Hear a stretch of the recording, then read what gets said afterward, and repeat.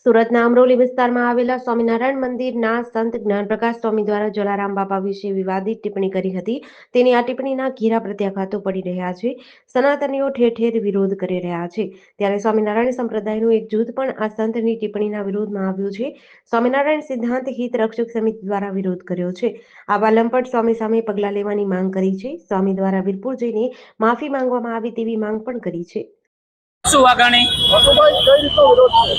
સ્વામિનારાયણ સંપ્રદાયની અંદર બાવા બહુ બધા ધંધા કરી રહ્યા હોય, જે સંપ્રદાયનો સનાતન ધર્મની જ્યાં ગમે ત્યારે ખોદણી કરતા હોય, સૃષ્ટિ વિરુદ્ધના કરતા હોય, ચલણી નોટો છાપતા હોય, આવા બાવાને સંપ્રદાયમાં જોતા નથી. એને હાકી કાઢવા માટે અમે સત્સંગી એક થઈ અને આંદોલન ચાલુ કર્યું છે.